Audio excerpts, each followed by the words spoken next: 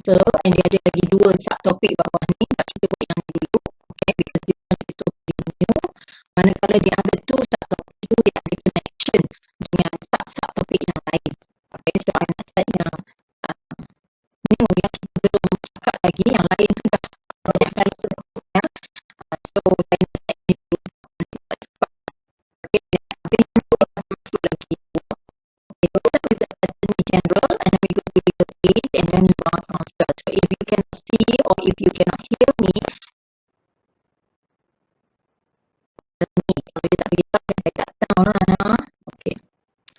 Okay, let's have a look at the first topic, that is Attorney General. Attorney General in Malay ialah Peguam Negara. Attorney General, Peguam Negara. Who is this Attorney General? He is the head of all lawyers in Malaysia. Itu Peguam Negara, sebab tu dia panggil Peguam Negara. He is the head of all legal branch in Malaysia only, bukan in the world, in Malaysia. Okay, and all the people under him are called prosecutor. Because they work for the government, they are called public prosecutor, bukan private. Di Malaysia kita tidak ada private prosecutor, semua public prosecutor. All the prosecutor works under the Attorney General, and the Attorney General is under the government. Tapi you ada private lawyer. Lawyer ada lawyer for the government yang selalu kerajaan lantik lawyer tu, dan he works for the government. Dan ada yang private lawyer. Private lawyer tu yang dia ada firm sendiri lah, yang you biasa tengok nama apa, Hazri and Associate, yang itu private lawyer. Okay. Lawyers ada private, tetapi prosecutor dia tidak ada private prosecutor, semuanya public prosecutor and semuanya bawah Attorney General yang is under government. Okay, Tommy Thomas is the first non-Malay and non-Muslim Attorney General, ya, yang dilantik dulu ni masa Tun Mahathir jadi for the yang itu ni, the last time tu ya, masa 92 tu. So dia lantik Tommy Thomas, okay. And now the Attorney General is Idrus bin Azizan Harun. Okay, so Attorney General sentiasa bertukar. Always changes, macam dekan, timbalan dekan, sama lah ya. Why? Sebab separation of powers. Yeah, we already studied that. You cannot let the same person hold the same post for a long time. Ya, nanti dia akan accumulate power. Kita takut bukan dia berlaku ya, takut dia jadi abuse of power, because ada people yang abuse of power. So now inilah dia Attorney Generalnya, tapi the next year tu you kena tengoklah siapa ya, dia tak akan maintain. Contohnya macam yang ni, mula tu Tommy Thomas, and then bila ganti PM digantilah pula dengan Attorney General yang baru. Sebab elakkan separation of powers. Itu biasa ya, itu normal, sama lah macam dekan, timbalan dekan, apa dia, ketua jabatan. Macam you masuk semester 1 orang lain, you masuk semester 2 orang lain pula. Sama je, tak ada masalah. Okay. Now, what are the power and responsibilities of the Attorney General? Advise the government. Of course, kan I cakap tadi, Attorney General is bawah government.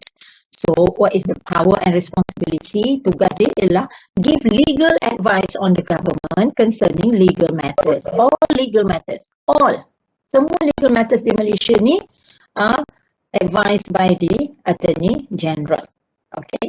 And the Attorney General has absolute control over criminal prosecution and juga civil prosecution and responsibility of legal character, defender of public interest ni ya, defender of public interest.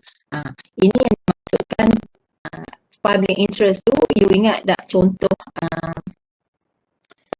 siapa yang public yang Attorney General took over? You can give me one example.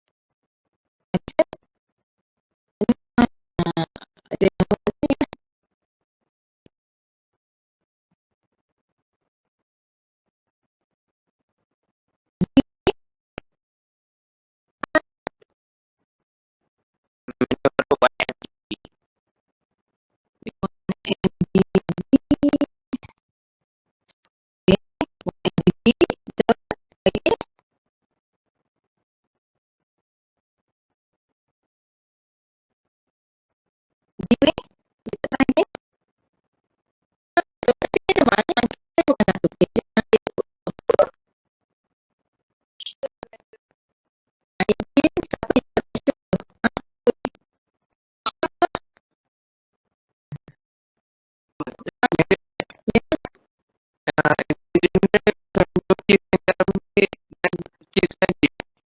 yang dia sebut dia lagi sama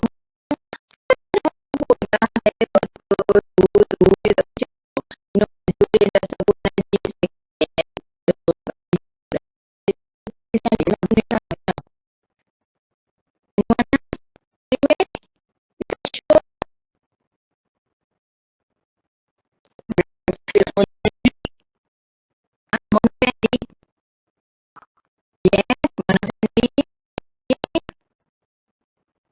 Muhammad Adib, yes, lagi kita nak dengar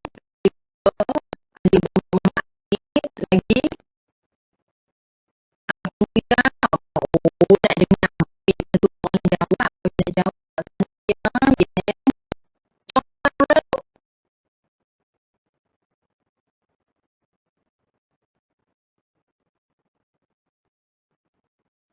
ya Johnson banyak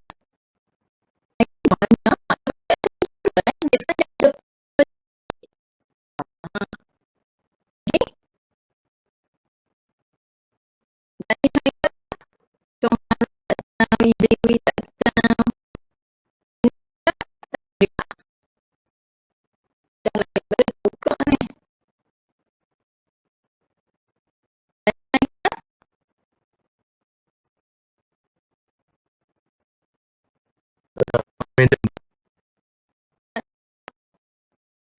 yang tahu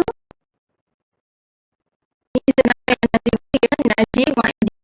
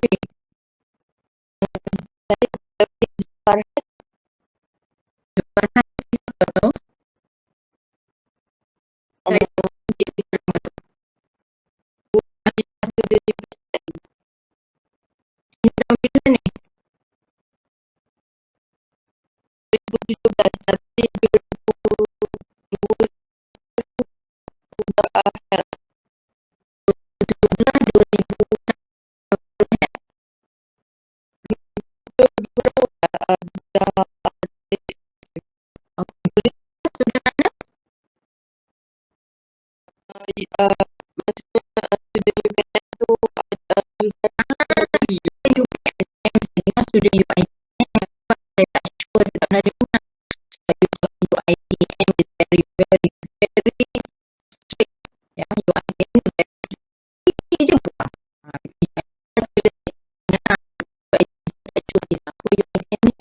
tapi kalau you kata UPNN yes University UPNN yes yang tu saya nak cuma tu ya bawa general kan orang boleh mati itu mesti bawa general mungkin orang mati tak mereka ingat mereka berkuasa di penjara okey lagi satu lagi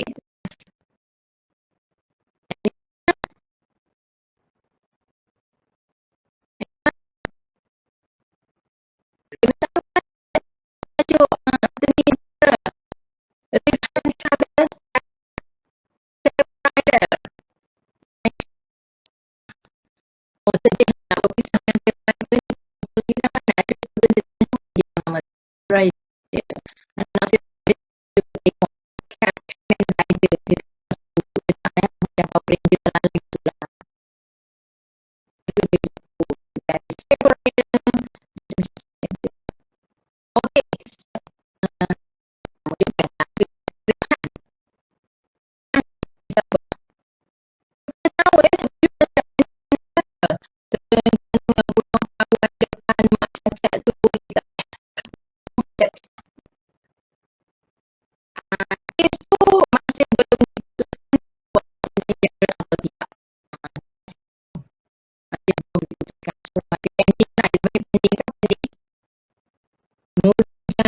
Yes, it's not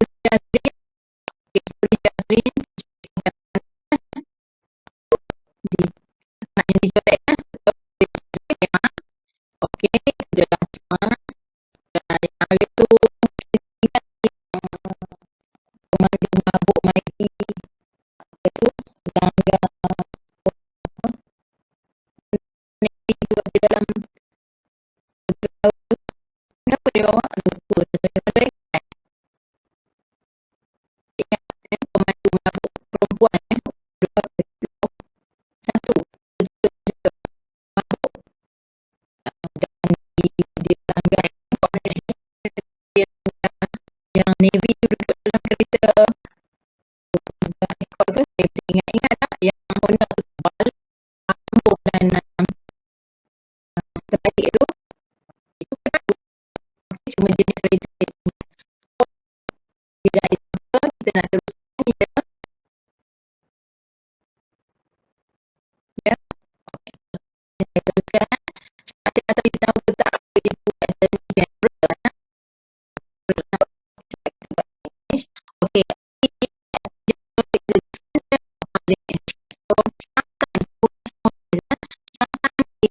Ambil alih untuk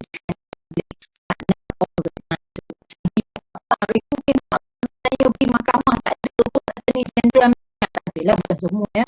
Kes tu mestilah berkaitan dengan public interest. Kalau you punya private interest, attorney general tak akan ambil dia. Yeah? It must be with the public.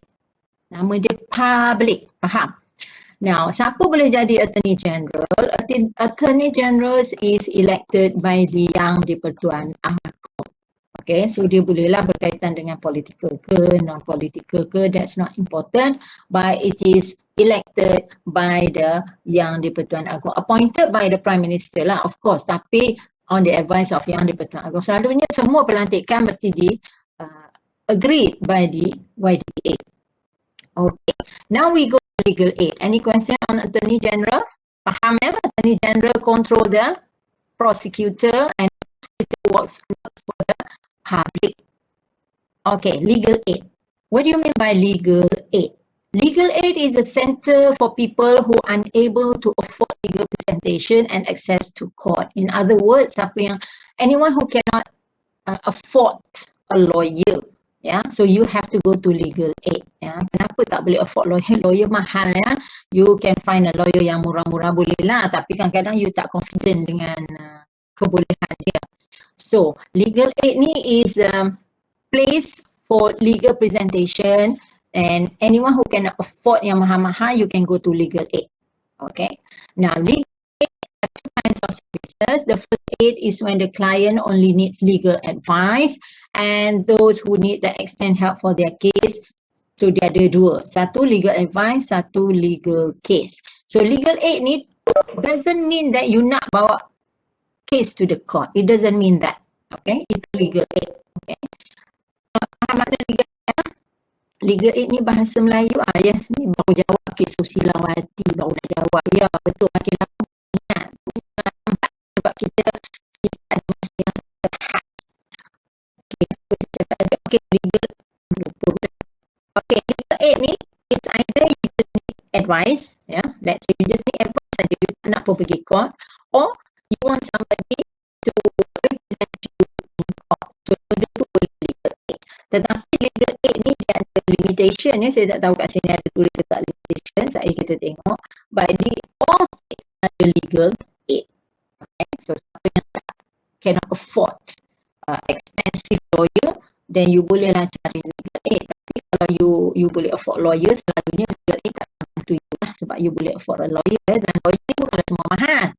Selagi you kata lawyer tu memang lawyer dia mahal, tapi ada juga lawyer yang reasonable. Ya. So you kena cari lah, ya. Yang tu you kena cari sendiri lah, ya, sebab dia mahal. Okay, there are 3 bodies of Malaysian legal aid. In Malaysia ni, we have 3 bodies. One is called the Bar Council, National Legal Aid Foundation, and Legal Aid Department. So ada 3 ni. So yang ni lah yang kita akan have a look. Okay. Provision relating to legal aid. Okay. Why we need legal aid? Ada dalam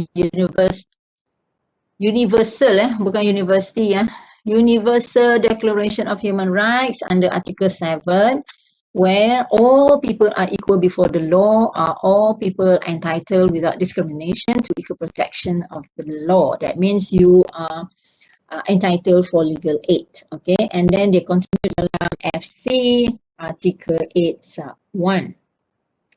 Okay, legal aid. Introduction to government funded legal aid system. Kita panggil Legal Aid Bureau ataupun bahasa Melayunya Biro Bantuan Guaman. Biasa dengar kan? Biro Bantuan Guaman biasalah dengar kan? Tapi Legal Aid Bureau jarang lah dengar. Betul tak? So bahasa Melayu dia sama je lah. Legal Aid Bureau atau Biro Bantuan Guaman. Okay, it is under section 32. All section semua bawah section 32 dan juga objektifnya bawah artikel 8 sub 1 Federal Constitution.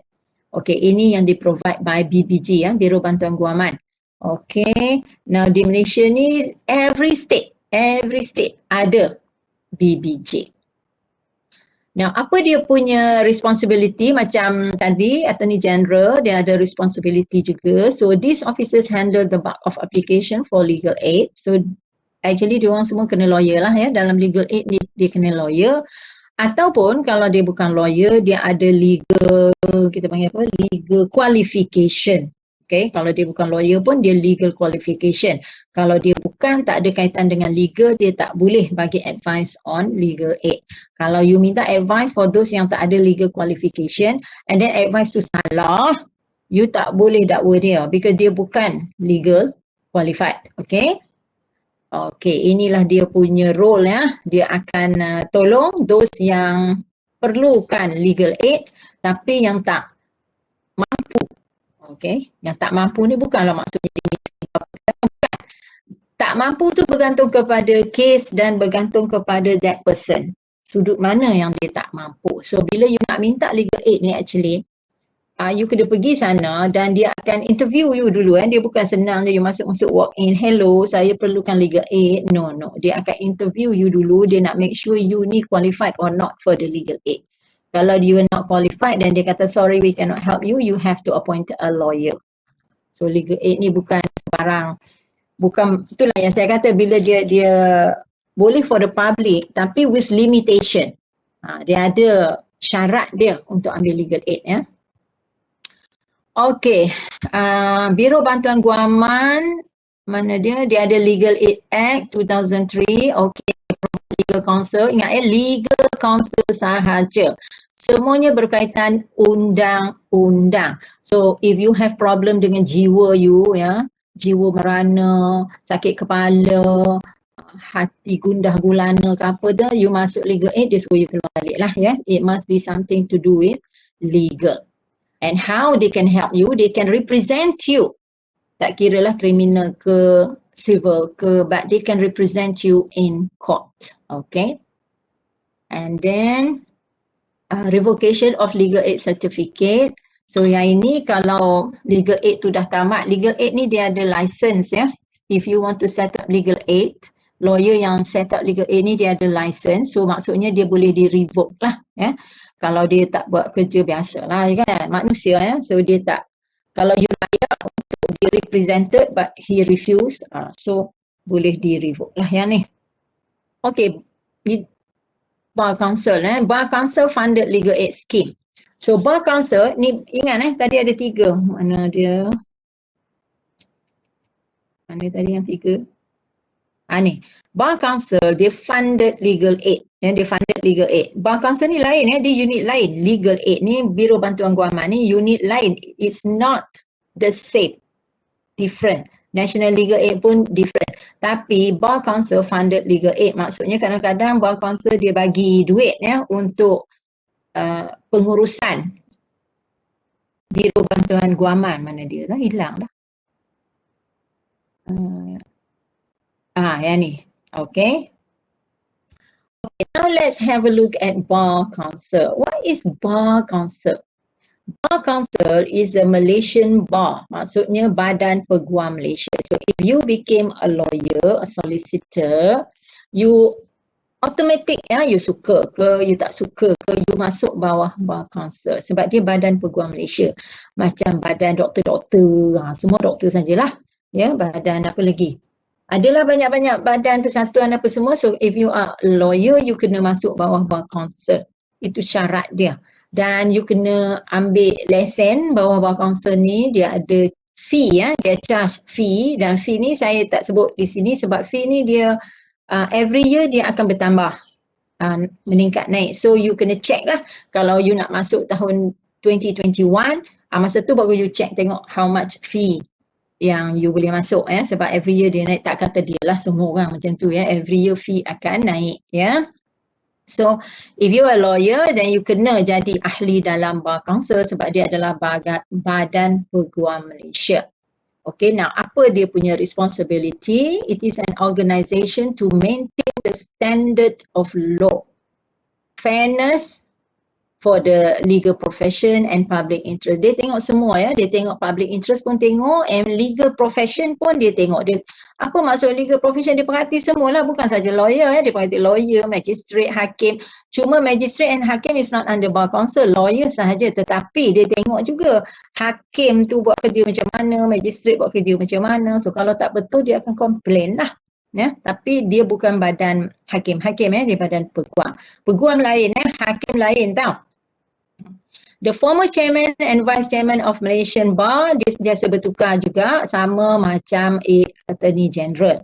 Ya, macam yang sekarang, the current president ialah Salim Bashir Baskaran. Tapi nama ni jangan simpan lah sebab mungkin 2022 tukar pula. Dia macam Attorney General lah, macam dekan, timbalan dekan lah. Ya. Perlantikan tu sentiasa berpusing. Okay. Sebab dia nak elak abuse of power. So for now ialah Salim. Okay. Now the purpose of Bar Council is to defend, they provide defense in corruption of law, dia jaga law jugalah ya, tapi dia lebih kepada lawyers ya, dia jaga lawyer sebenarnya, bukan dia jaga lawyer tu jangan sakit, bukan.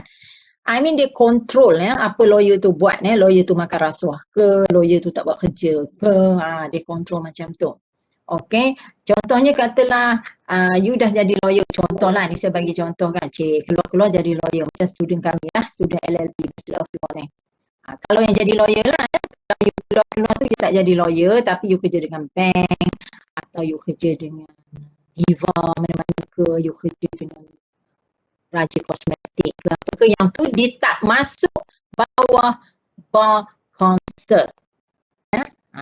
Kenapa tak masuk bawah Bar Council? Anybody know?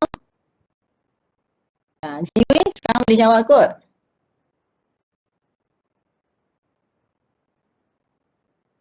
Easy way. Ke-9 lah, kena habis pukul apa? 10 kan? Kelang ke 10 Kan ada satu lagi nak buat ni, ada 2 lagi badan. Ini baru 3. Easy way.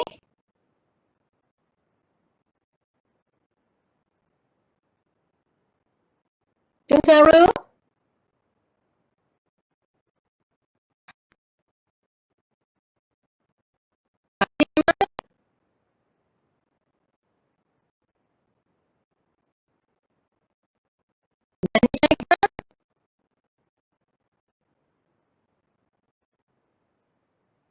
Nurul Syafiqah. Okey, saya bagi you.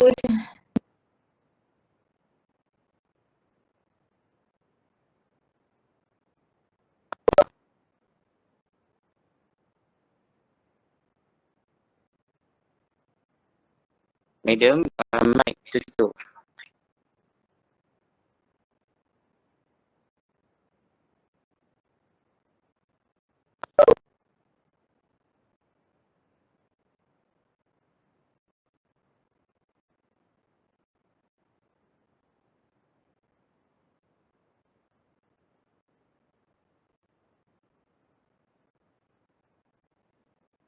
Okey.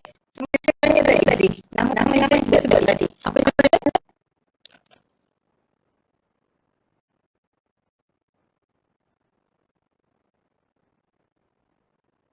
Dia nama apa? Nama yang saya sebut tadi.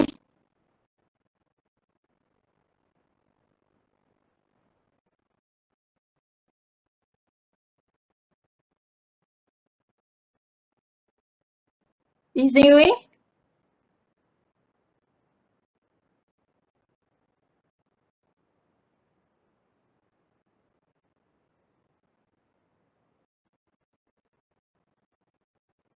Izingwe?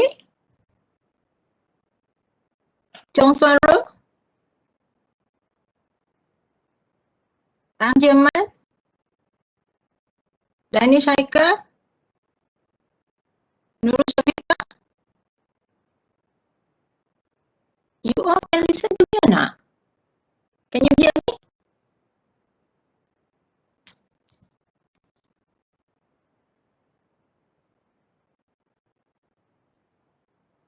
You don't answer?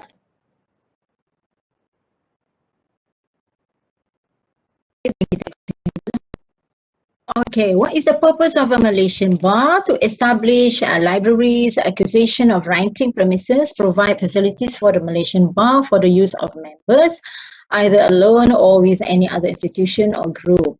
To guard and help the community in every matter relating to assistance or incidental matters to the law, to provide and support the promotion of composition where the lawyers act in the place of ambiguous individuals, to grant scholarship and awards, to create subsidized lectureship in law-related studies only in law.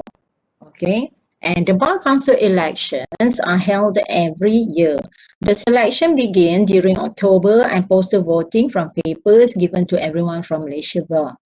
Individual is excluded from being a member from the Bar Council or Bar Committee, okay, if either both he is an individual from one of House of Parliament, Assembly or Legislative, if he holds any position in any trade union, if position in any political party, and if he holds position in any some other association or organization. Okay. Now, Bar Council election, so it turned out that for Bar Council or Bar Committee, any board from either both turned out to be so precluded, he is considered emptied his enrollment. Okay, the associate of the Bar Council must leave his workplace if he has been taken off the position or is suspended from rehearsing as an attorney and or a legal advisor, or gets bankrupt or ruined or joins any loan boss or exploits or attempts to exploit any composed standard to sell his properties or undertakings, or becomes mentally ill, he steps down from his position, he's missing from 3 straight conferences of the Bar Council without any sensible reason of the council settles. Okay, so we finish off with these 3. Okay, so topik untuk ni we ada 3, iaitu tadi Attorney General, we finish off. Legal aid, we finish off. And Bar Council. So we finish off this one. I'm going to continue with the next one. Okay. So do you have any questions? Okay, then we can start with a new one.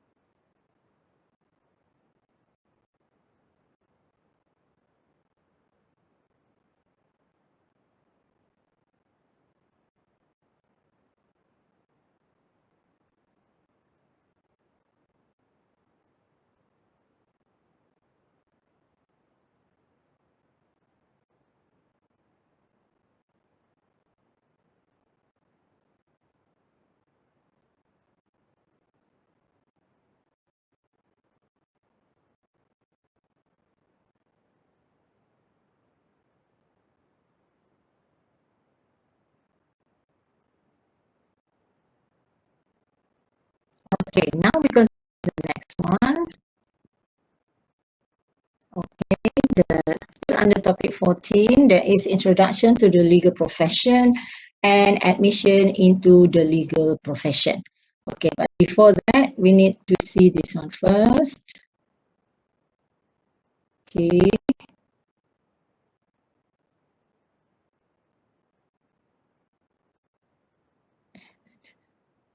This one. Okay. Tak boleh tak keluar pula, so tak apa. Okay, let's have a look at this one. Okay, what is legal profession and how can you be admitted into the legal profession? So ini introduction to the legal profession in Malaysia, admission to the legal profession.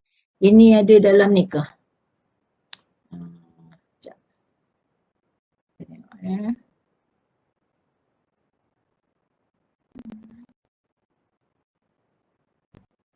Mana dia?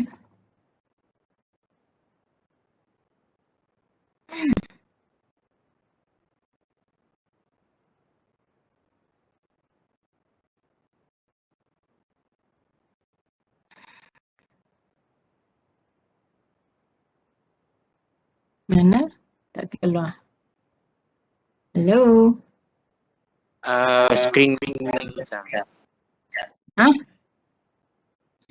Screen blank. Tak nampak medium. Okay, saya keluar dulu.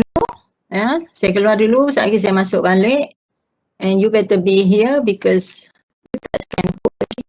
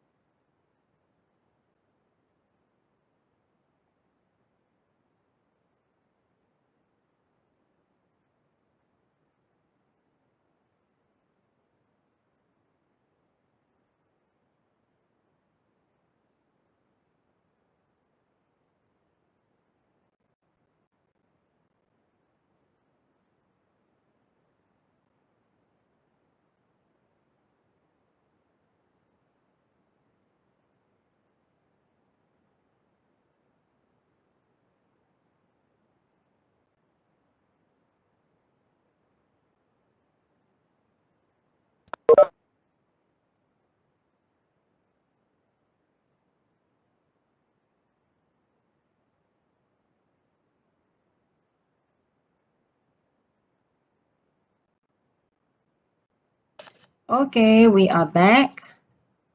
So I'm going to try again. Okay.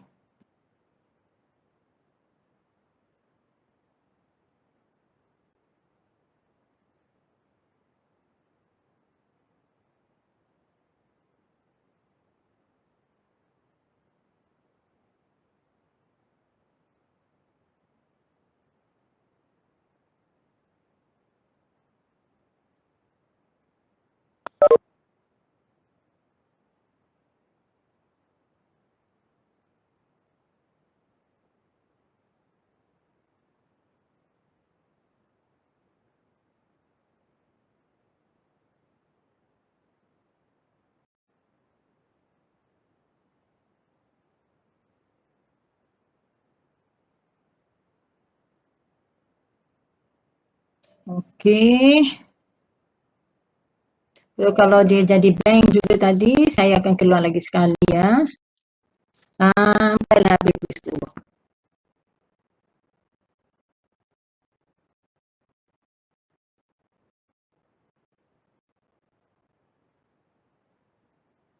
Okay, we are back.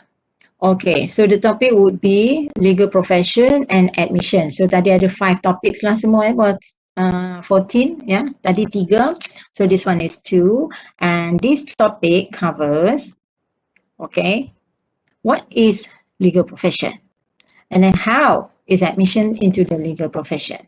Okay, legal profession is a type of occupation where people who study and has certificate in anything relating to law. So you must study the law and you also must have certificate in that field in law. Any person who works or related to the court such as judge, lawyer, magistrate and siapa lagi yang ni kenapa tak boleh bergerak siapa lagi yang okay, siapa lagi, anybody else related to the legal admission that you know of?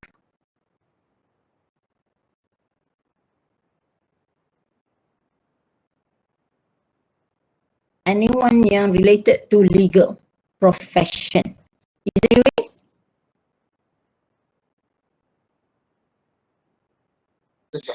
Legal advisor. Very good. Is there a way ni mana? Hilang? Tak ada dah? Madam. Ya. Yeah.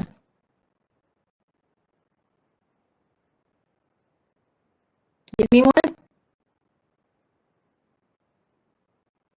This counted as legal. Apa dia? You left the group. Please.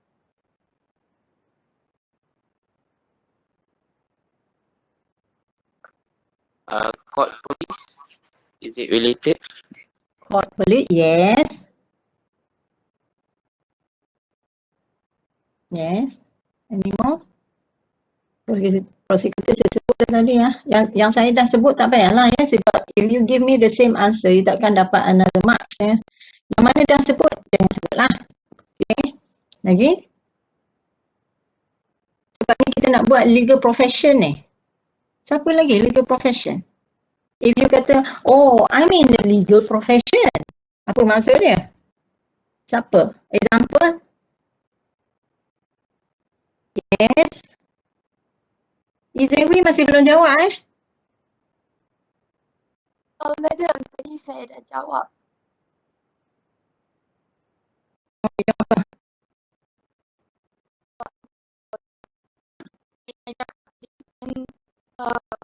Ada orang tolong tambahkan. You jawab polis?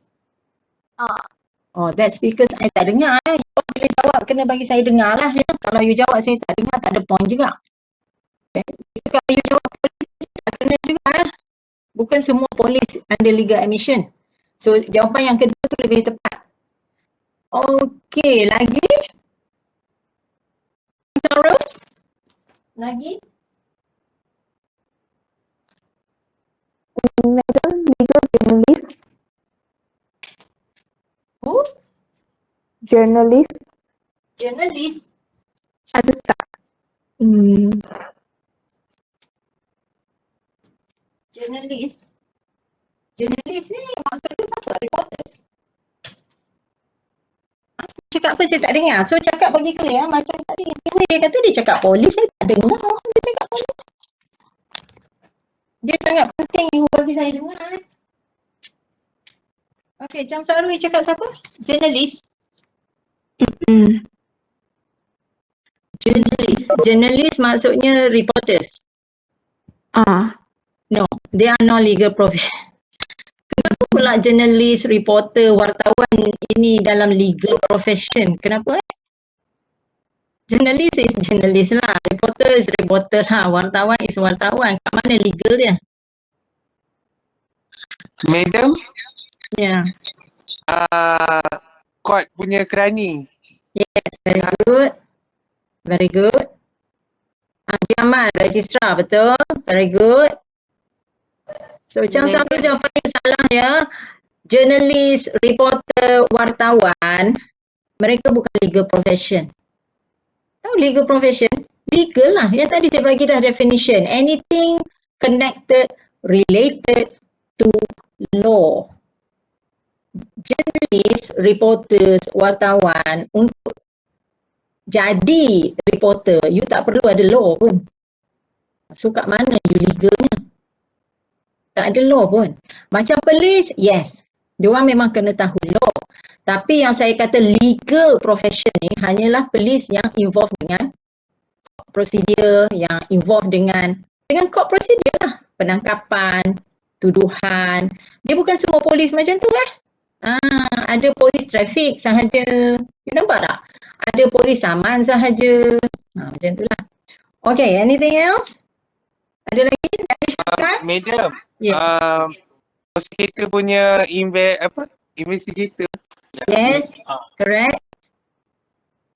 Dia punya investigator. Sebab investigator dia memang boleh masuk court sebab dia memang dia kaitan dengan legal profession lagi. Kalau you jumpa orang kan, you kerja apa sekarang? Oh, saya berkaitan dengan legal profession. And then you ingat, oh you wartawan je. Salah lah, you jangan jawab macam tu. Saya mengelak kat you. Wartawan mana pula legal profession? Kalau doktor legal profession tak? Doktor kat PKU, doktor kat hospital. Legal profession lah yang tu. Danish Aika.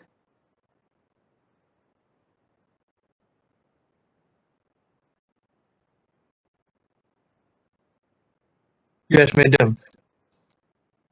Salah lah. Takkanlah doktor legal profession. Doktor you. Kat mana legal dia? Maknanya you all tak faham lah apa maksud legal profession. Profession ni pekerjaan. Profession. What is your profession? Pekerjaan saya berkaitan legal. Saya doktor kat hospital. Benar ke tu? Ada ni saya kan? Semua doktor di Malaysia atau semua doktor di dunia ni legal profession ke bukan? Mereka bawa medik. Sangat simple kot. Tadi topik tu saya dah buat. Definition of legal profession is anybody yang connected or related to law. You pernah jumpa doktor kan? Dia cakap pasal law dengan you? Tak kan? Sikit pun dia tak cakap pasal law. Madam, Mana legal professionnya? Yes. national punya forensic system. Yes, very good. Forensik memang dia masuk juga sikit sebab forensik usually dia buat dia punya forensik tu untuk jadi evidences in court selalunya lah, ya kan? Sebab tu kita pakai forensik sebab dia ambil evidences untuk dia buktikan di court. So legal profession lah tu. Ya, you buat postmortem semua tu sebab you nak tunjuk kenapa dia mati. Contohnya dia masuk court. Boleh? Okay, last one. Nurul Syafiqah. Last example. Sebab saya tanya ni soalan simple sangat. Sebab tu saya terkejut you kata doktor legal profession. Nurul Syafiqah. Jawapan yang dah disebut saya tak terima lah you ni. Solicitor, judge, barrister ni sama lah. You tahu tak solicitor tu apa dia, barrister tu apa dia. You pakai sebut je. Solicitor, barrister ni tahu tak apa dia? Dah sebut dah tadi cuma dalam perkataan lain. Okay, last example. Nurul Syafiqah.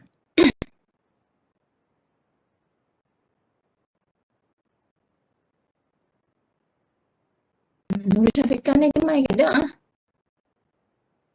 Ni anak tengah ni. Nurul Syafiqah tengah kan? Mana dia? Dia bagi give me one last example of legal profession.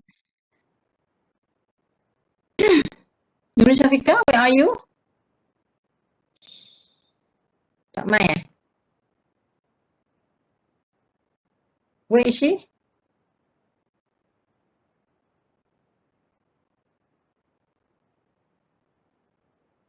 No, Husnina, yang tu bukan ya, it's not legal. Nurul Syafiqah. Tiap hari saya kena cari tu. Madam, can I try? Saya tak tahu term betul dia tapi macam psikologi punya criminal. Apa tak nama dia? Macam tu lah. Yelah, apa dia? Apa psikologi? Criminal psychologist. Macam nak cakap the way that the criminal macam apa? Madam, yang mostly mahkamah ambil pandangan daripada psikologis ni. Dia nak ambil daripada kriminal punya cara pemikiran. Dia ada nama tak orang ni? Maksudnya macam dia panggil doktor bagi bukti gitu. Contoh dia dekat saya Malaysia saya tak tahulah, tapi dekat Korean dekat Korea ada seorang perempuan tu memang terkenal dengan psikologi punya kriminal punya psikologi. Jadi mostly dia punya kiranya mostly case dapat dekat dia, lepas tu dia akan nilai dan dia akan bagi dekat court punya dia punya ni lah pandangan tentang kes tu. Kalau macam tu boleh. Kalau macam tu boleh. Sebab saya tak nampak connection dengan legal tu. That mean dia ada nama lah. Dia psikologis ke? Bukan kot. Apa nama dia? Psikologi ada, tak pasti. Dia ada nama dia ya. Yang dia suruh buat penilaian undang-undang. Okay, kan? Dia buat assessment on the law. Kalau dia buat on the law memang ada. Tapi kalau masuk court, contohnya kita panggil doktor untuk buat satu bukti lah, contoh bukti betul ke doktor dia macam ni. Doktor tu bukan legal profession tau. Doktor tu doktor lah, dia doktor. Dan dipanggil bukan untuk bagi anything about the law, tapi nak bagi pendapat dia tentang kedoktoran tu. Ya, maksudnya macam orang ni sakit. Betul ke dia ni sakit? Macam tu lah. So it has nothing to do with legal. Legal ni macam yang you cakap tadi tu, cuma kita tak tahu apa nama dia.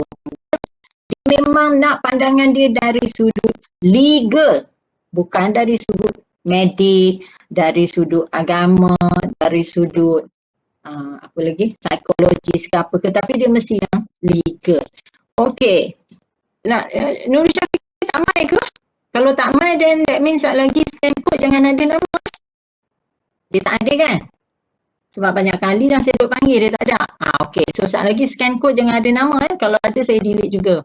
Baik, the last one sebelum saya sambung ya. The last one ialah yang paling simple lah, yang siapa pun tak tahu, yang sedang bercakap dengan you, iaitu legal lecturer. Law lecturer semua bawah legal profession. Law lecturer di School of Law, UUM, kalau nama dia law lecturer, we are all legal profession. Kenapa? Kerana we cakap tentang law sahaja. We discuss law, we teach law. Kita buat law je, kita tak buat yang lain ya. Ekonomi pun tak buat, management pun tak buat, dan all those yang nak masuk jadi law lecturer semua kena ada legal certification daripada universiti yang diiktiraf School of Law dia, dan semuanya kena approved by Bar Council. Kalau Bar Council tak approve, tak boleh. So, yang very simple example depan mata you sedang bercakap dengan you ni, law lecturer adalah legal profession. Itulah legal profession.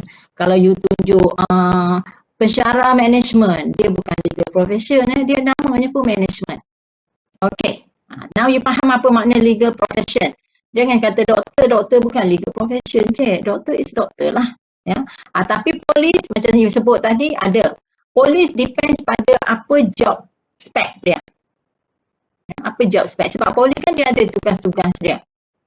So yang memang berkaitan dengan court case, kriminal punya polis, yang duk tangkap-tangkap orang, yang tu memang berkaitan dengan legal profession. Dia kena tahu law. Kalau tidak dia tak tahu macam mana dia nak gari orang, dia nak tangkap orang tu. Tak boleh ya. So polis ni, tapi kebanyakan polis memang berkaitan dengan legal profession. Cuma ada juga yang tidak macam polis tadi. Ada gegat kat depan tu saja ke. Dia polis juga. Tapi dia tak berkaitan dengan legal profession langsung. So you kena tengoklah job spec polis tu. Tapi 90% of PDRM adalah berkaitan dengan legal profession. Kita boleh panggil mereka paralegal. Paralegal is like separuh legal. Ya, tapi dia memang kena tahu, especially polis-polis yang duk gaya orang yang bawa pergi court tu, memang dia tahu. Ya, kadang-kadang lagi pandai pada lawyer lagi sebab dia buat tiap-tiap hari. Okey, kita sambung. Saya nak share.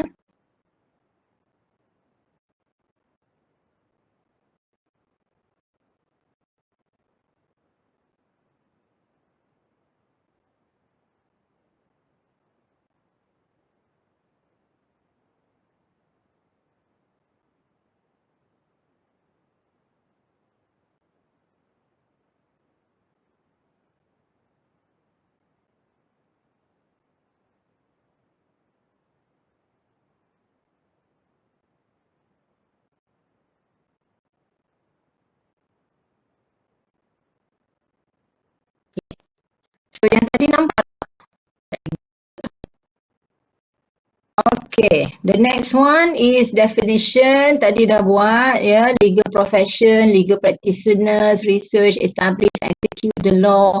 A person pursuing a profession in law must have a law degree or some other form of legal education. So legal education ni termasuk yang polis lah. Polis dia tak adalah sangat law degree tapi dia ada legal education. Tapi polis-polis sekarang di Malaysia kebanyakannya kita bagi juga law degree ya, sebab mereka memang involved dengan legal system, jurisdiction, kebanyakannya lah, sampailah sekali polis lagi cakap pada lawyer. Okay, admission. Now legal profession kan, ni legal profession, kemudian admission to the legal profession. Okay, admission, this one this one. Okay, admission to a legal profession mean a lawyer is allowed admission to practice after obtaining legal practice certificate. Meaning once you dapat Bachelor of Law, you cannot be a lawyer. Tak boleh lagi, tak boleh. A certificate in law just a certificate. You kena buat admission, you apply to do practice. Practice means saya nak buat lawyer, saya nak jadi hakim ke nak apa itu, you mesti apply admission to the practice.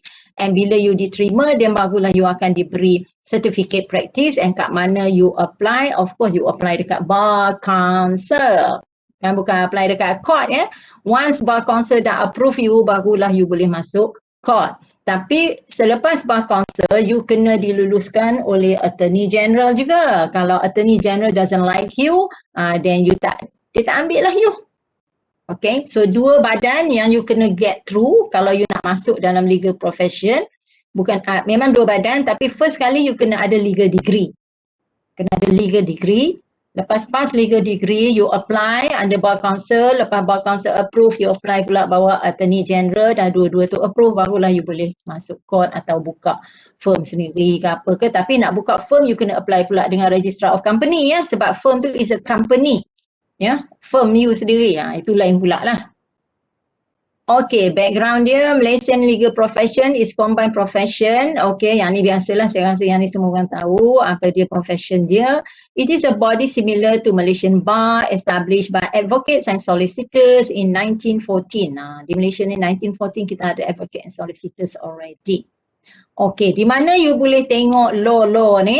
You boleh tengok, ini contoh saya bagi mana dia? Contoh-contoh legal profession ya. You boleh tengok kalau dalam Melayu dia Kanun 99, bukan 99 dalam Melayu Kanun 99 ini Malaysia punya drama. Ya, you boleh tengok dia kanun ni it talks about undang-undang syariah sahaja. Tapi perlu ke yang Chinese student, Indian student? Perlulah sebab subjek kita ni kan ada syariah law. Lagi jangan you ignore ya bila saya kata kanun you tak mau tengok lah apa, tak boleh ya. Kenapa? Sebab dia syariah law ni ada dalam topik ini. So you kena tengok. Kemudian di US dia ada drama Suits. Ini semua tentang law ya. Either it's a book or it's a drama. Okay, Kanun 99 ni is episode drama Malaysian. Suits also episode in US. Crown Court is an episode in UK.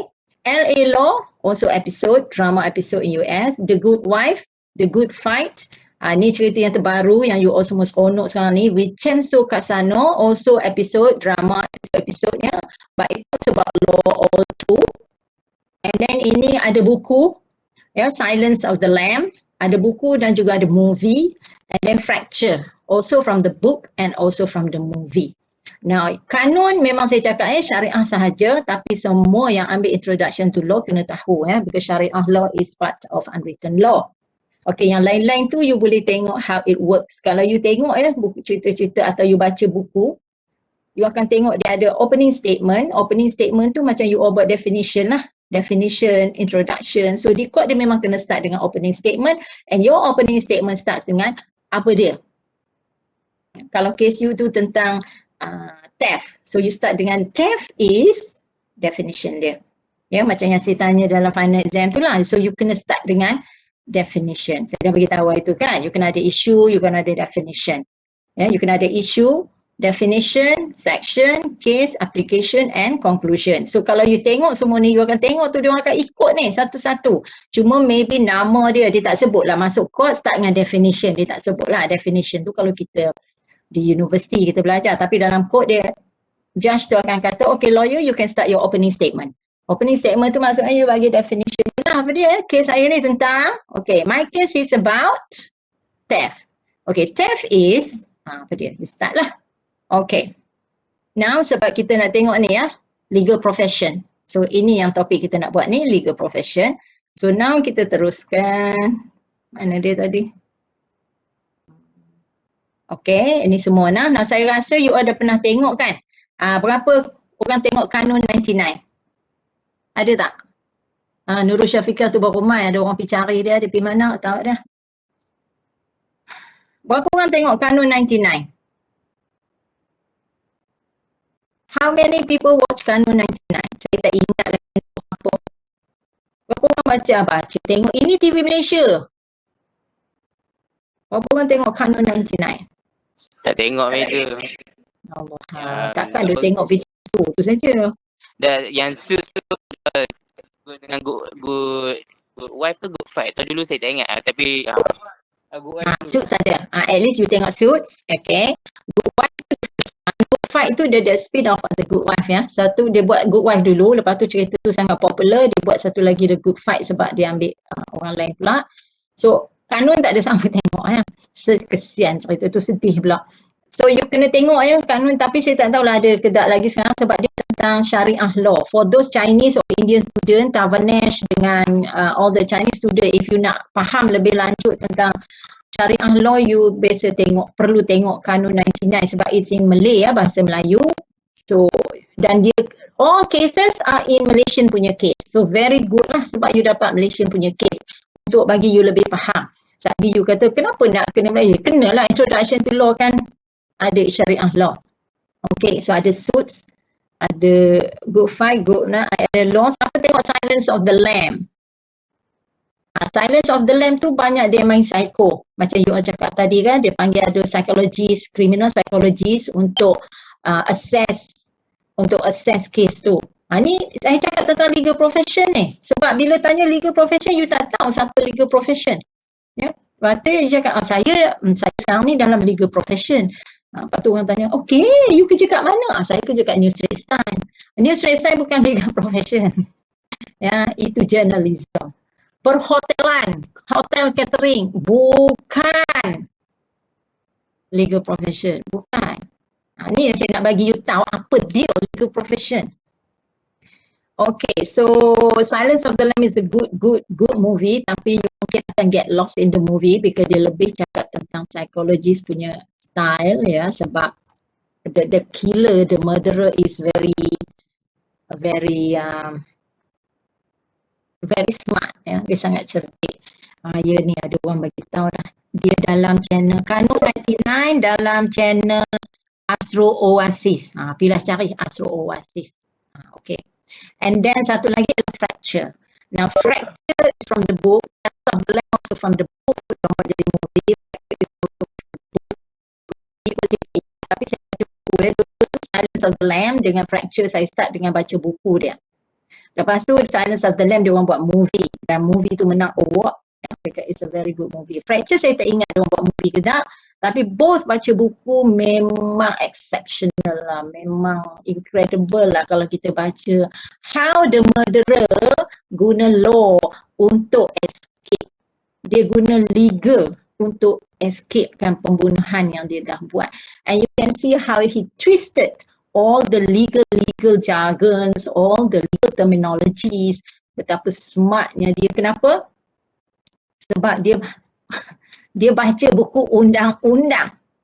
Dia study undang-undang sebelum dia buat murder tu. Tu dalam cerita Silence of the Lamb. Dia baca buku undang-undang, mengalahkan lawyer, mengalahkan hakim. Dan bila dia buat murder tu, dia orang tak boleh tangkap. It's a very good movie. Okay, continue. Ini legal profession ya. Saya kalau nak tanya apa. Now I give you example of kanun. Kanun tak ada lagi ya? Okay. Ini court's dress code. If you in legal profession, semua orang kenal ni. Saya yang lelaki ni saya kenal, perempuan ni pun saya kenal. Cik kenal gitu-gitu je lah, bukan dia kenal saya pun. Okey, ini dalam cerita Vincenzo Casano, iaitu cerita tahun 2021 sekarang ni yang sedang bermain sekarang. Netflix kot ya, saya pun tak ingat benda Netflix ya. So dalam kes ni cuba tengok code, dress code. You kena dress appropriately. Tak mahal, tak perlu yang mahal, tapi mesti ada tie. Lelaki ya, dia kena ada tie. Perempuan ni ikutlah pakai tie pun tak apa, tak pakai pun tak apa. Dan usually dia orang akan bawa briefcase ya, perempuan pun bawa. Tapi di Malaysia kalau you tengok lawyer tak bawa briefcase, dia bawa beg baju yang besar tu.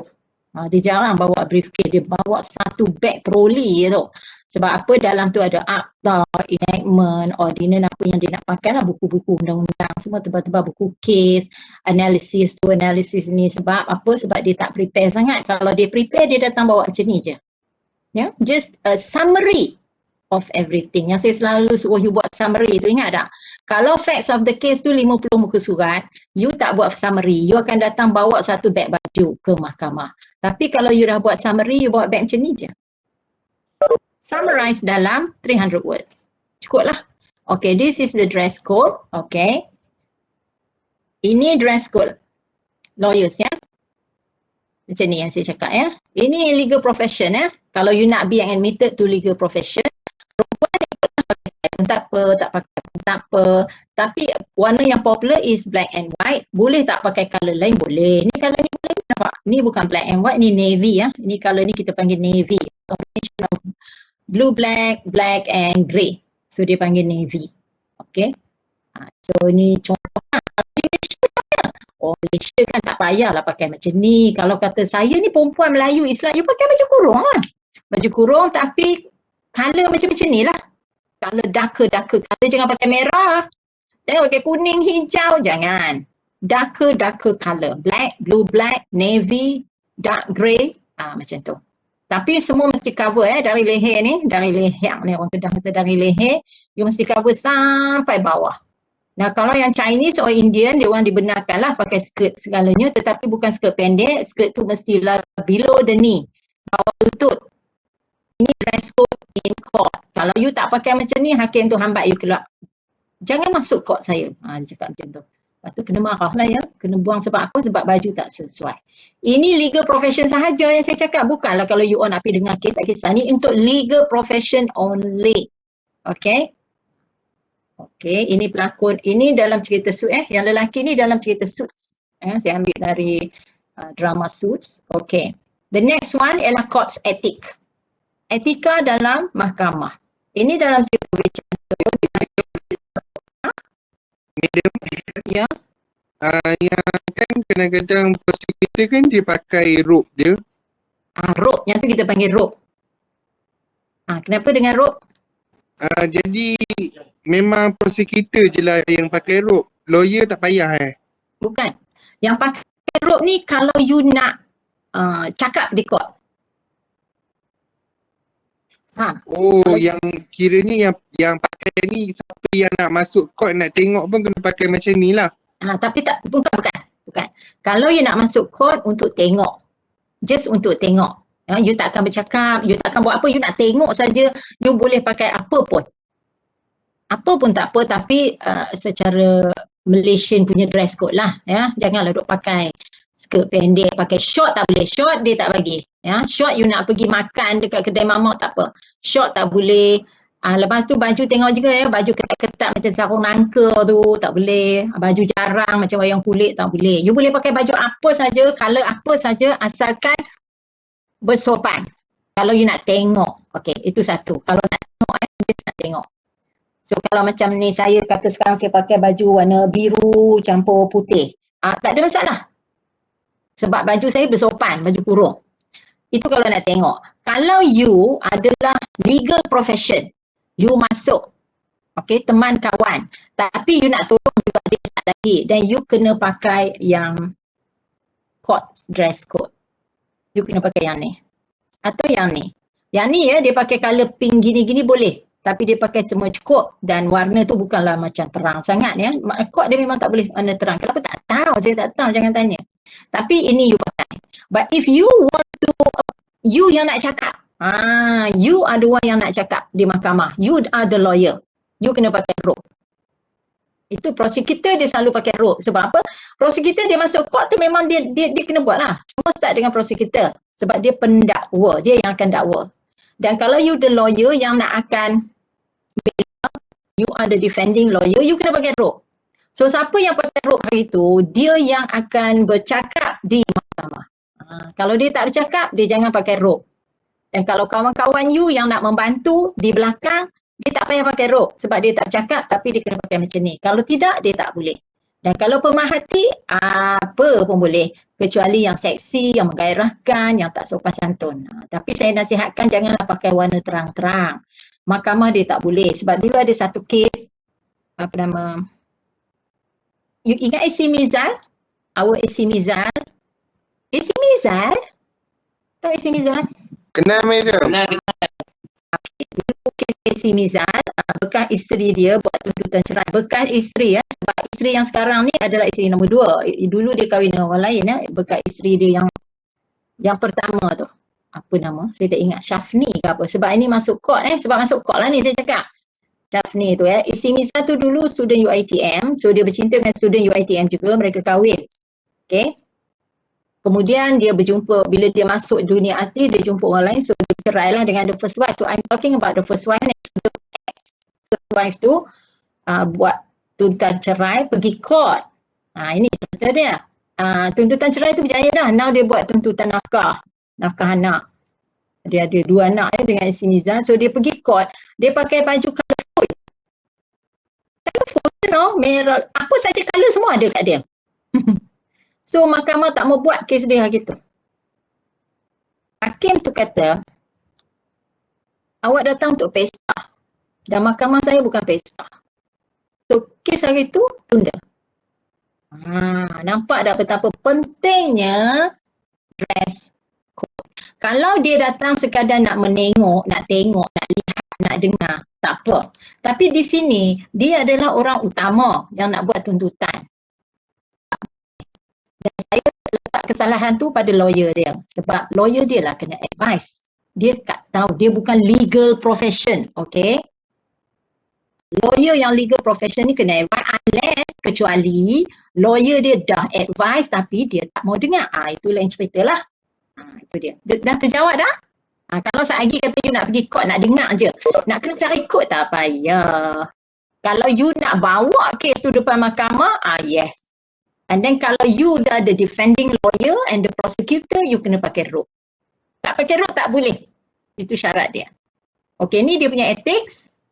Ya, dekat court dia ada lock up ya. Ini lock up. Ini dalam kita ni lock up oleh polis. Polis ada lock up, court pun ada lock up. Dua-dua lock up ni bukan di penjara lagi. Dia lock upkan you sebelum you masuk penjara sebab dia takut you lari.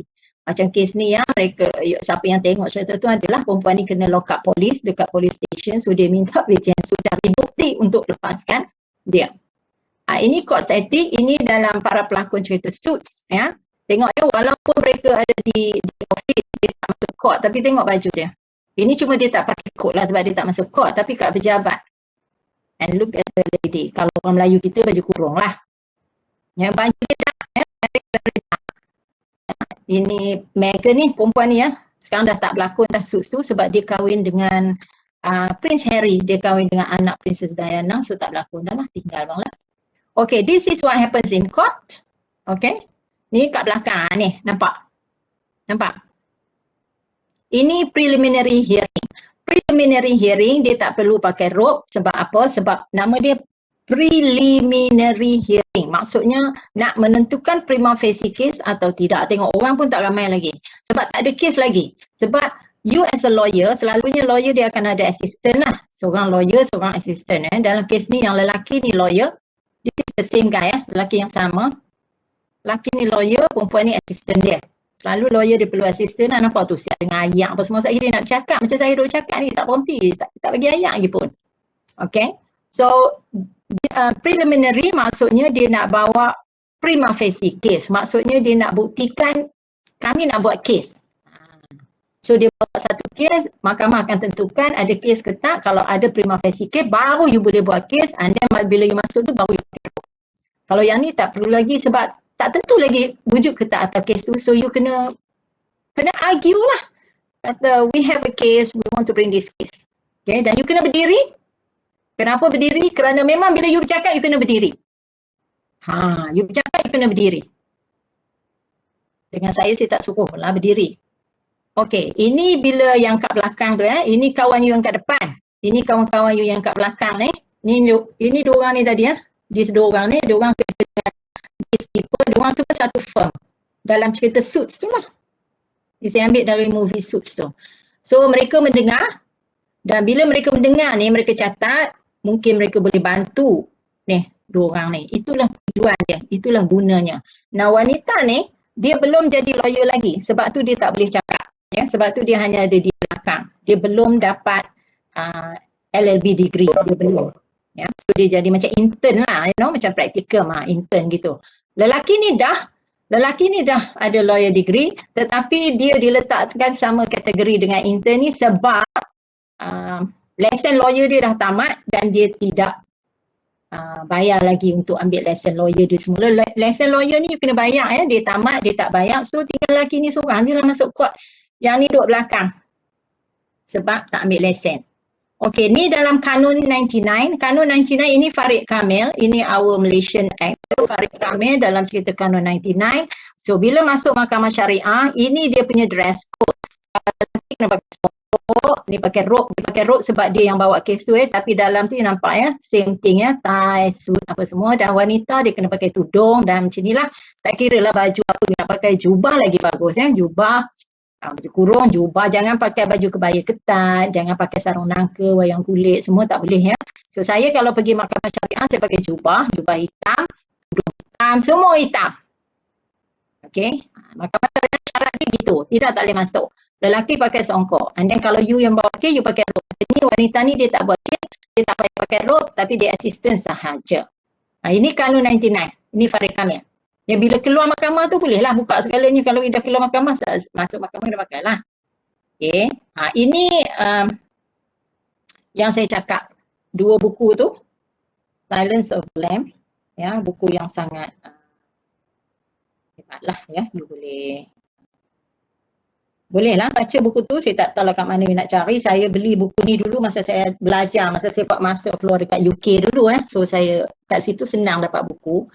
So saya baca buku ni, international bestseller ni, Hannibal Lecter nama orang tu. Dan ini buku ni dalam bahasa Spanish. Crimen Perfecto Fractal. Mati yang Esposa Bisbralo. So ini dalam bahasa Spanish, tapi saya rasa ada kot bahasa Inggeris, bahasa Melayu saya tak tahu. Ini dalam how dia buat satu crime yang sangat perfect. Dan dia menggunakan undang-undang yang ni seorang psikologis. So dari semua-semua ni you boleh fahamkan lagi undang-undang. Saya harap lah. Get the book if you're interested. Tapi memang sangat interesting lah Okay, next cases and section. Cases and section ni saya bagi sikit je, sekali lalu je sebab you kena baca lah sebenarnya Nampak sebab ini legal profession, so banyaknya melibatkan lawyers lah, solicitors Majlis Peguam Malaysia melawan lawyer Krishna Sami. Krishna Sami ni was a lawyer bekas lawyer. Lawan dengan Majlis Peguam Malaysia. Majlis Peguam Malaysia is Bar Council lah. Bar Council is Majlis Peguam Malaysia. Okay, ini apa dia punya issues dia ada 3 issues here yang sama. Lepas tu dia lawan pula dengan Krishna Sami sahaja. And then section-section yang terlibat criminal breach of trust, sebab dalam kes lawyer ni dia melibatkan breach of trust Breach of trust ni adalah criminal, so ini section-section yang terlibat. And then satu lagi Bar Council lawan dengan lawyer juga, tapi kali ni Chinese Malaysia lah. Yang tadi ni Indian Krishna Sami Bhaktawat Salu. Yang kedua ni Cina Chi Kuat Lin. Sebab kalau you pergi Bar Council ni, lawyer ni kebanyakannya memang Indian and Chinese lah lawyer. Tapi sekarang pun Melayu dah ramai lah, dah mengejar lah dia. So, tapi paling ramai memang Indian lah kalau lawyer ni. Dan diikuti dengan Cina, tapi macam saya cakap sekarang pun ramai dah Melayu yang lawyer So Chi Kuat Lin lawan dengan Bar Council juga.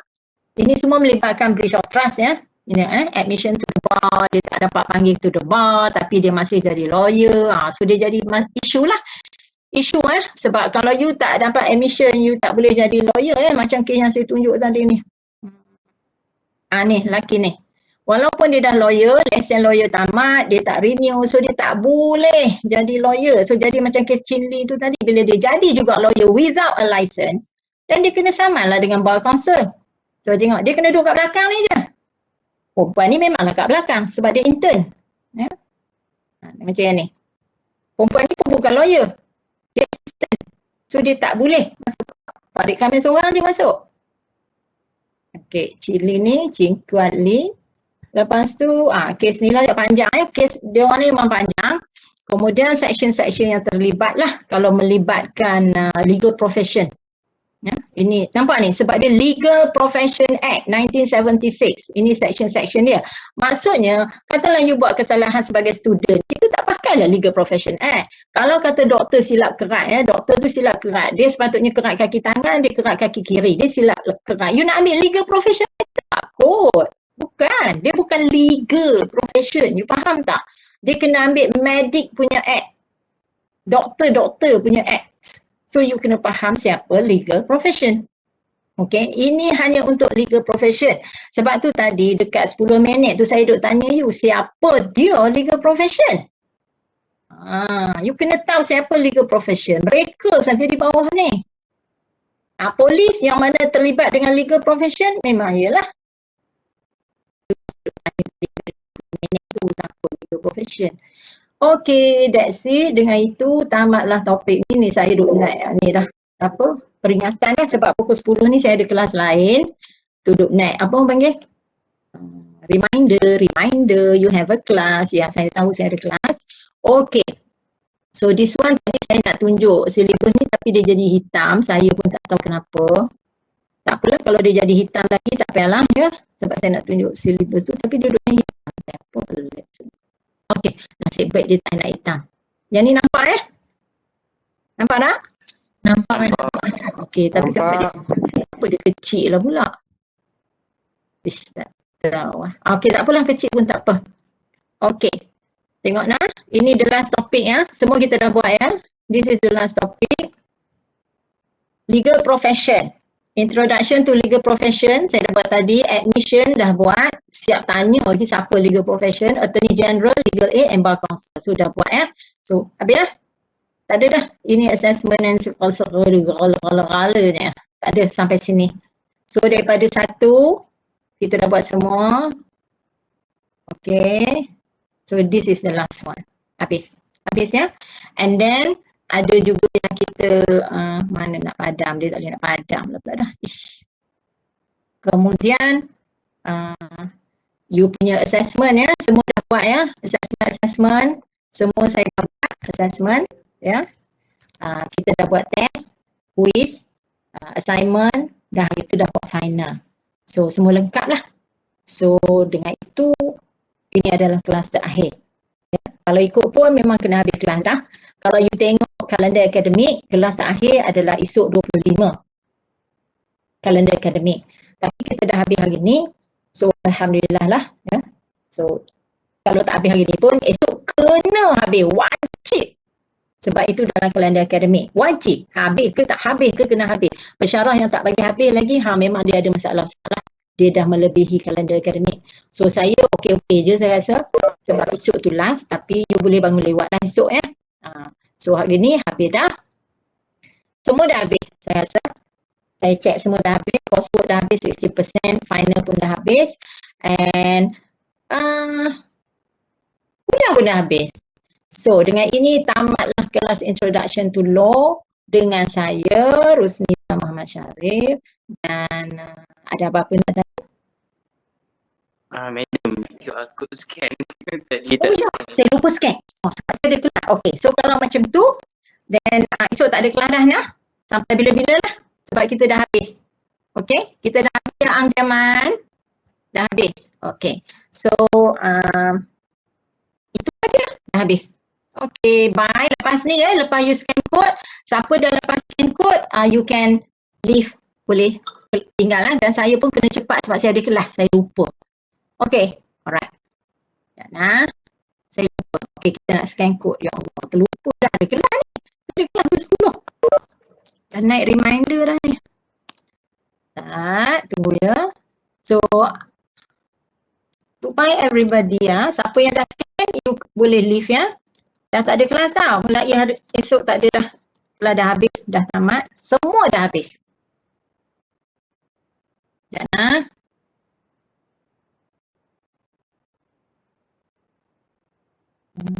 Sekejap.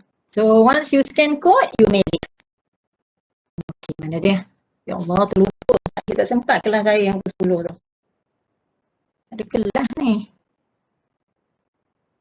Okay, sekejap nah. Dah masuk dah. Bismillahirrahmanirrahim. Okay, boleh. 24. Okay, sekejap nah. Janganlah jadi blank-blank pula. Aduhai. Dah lah tak ada nak buat.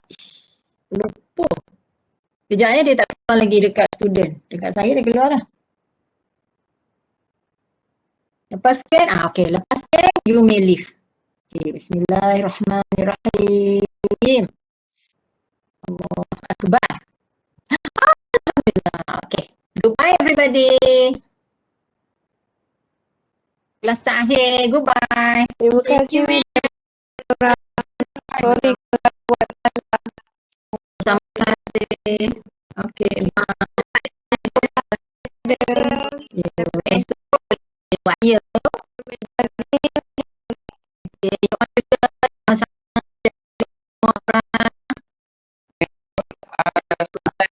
Okay. Tak boleh scan. Bawa sikit. Okay. Okay. Jumpa lagi bila-bila. Esok ya. Bila. Terima kasih, Madam. Minta maaf.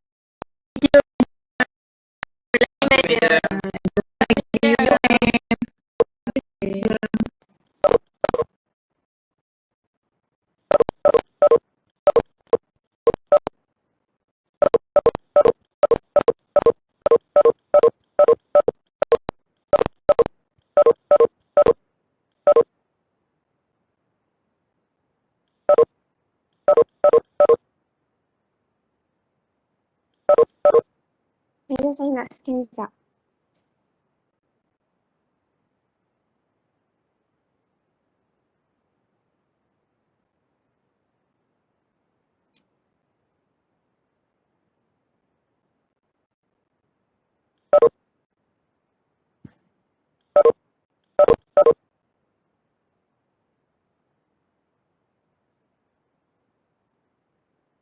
Thank you, madam.